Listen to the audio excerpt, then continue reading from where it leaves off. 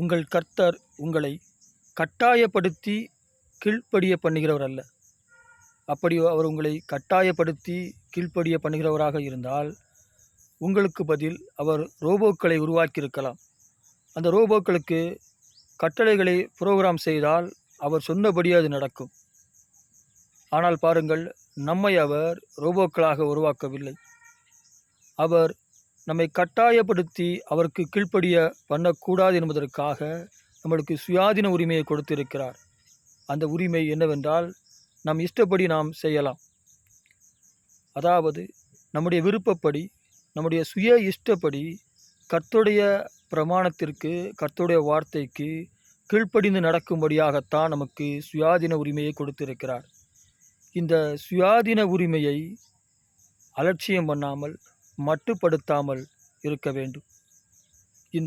நீங்கள் ஏதேன் தோட்டத்திலே ஏவாள் கனியை புசிக்க போகிற பொழுது கர்த்தர் அதை அறிந்திருந்தார் அல்லவா? ஆனால் அவர் அதை தடுக்கவில்லை. ஏனென்றால் கர்த்தர் ஏவாளுக்கு சுயாதீன உரிமையை கொடுத்திருக்கிறார். அப்படியே ஆதாம் கனியை புசிக்கிற பொழுதும் கூட தடுக்கவில்லை. ஏனென்றால் ஆதாமுக்கும் சுயாதீன உரிமையை கொடுத்திருக்கிறார். உங்களுக்கும் அதே சுயாதீன உரிமையை கொடுத்திருக்கிறார். நீங்கள் தவறு செய்கிற பொழுது கர்த்தர் கண்டுகொள்ளாமல் இருக்கிறார் என்று நீங்கள் நினைத்து மீண்டும் மீண்டும் அந்த தவறை செய்ய உங்கள் மனதை அதற்குள் இழுத்து விடாதீர்கள். உங்கள் சுயாதீன உரிமையை களவாடுகிற பிசாசின் தந்திரங்களுக்கு ஜாக்கிரதையாயிருங்கள்.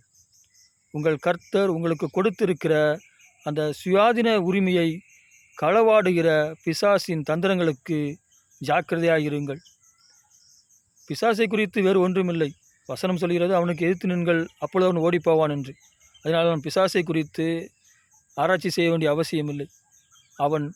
அவன் உங்களை நீங்கள் எதிர்க்காதவரை அவன் வலிமை உள்ளவனாக இருப்பான். நீங்கள் எதிர்த்தால் அவன் ஓடிவிடுவான்.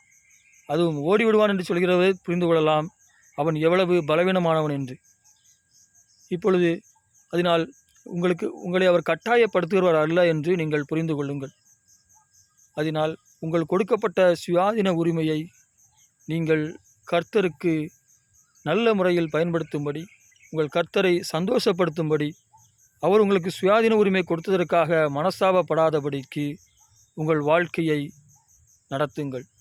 நீங்கள் செய்கிற வேலையில், நீங்கள் படிக்கிற படிப்பில், நீங்கள் நடக்கிற நடையில் உங்கள் கர்த்தராகிய இயேசு கிறிஸ்து உங்களுக்கு கொடுத்திருக்கிற சுயாதீன உரிமையை கௌரவப்படுத்துங்கள். அதுதான் அவர் உங்களில் மகிழ்கிற மகிழ்ச்சியாக இருக்கும். ஆமேன்.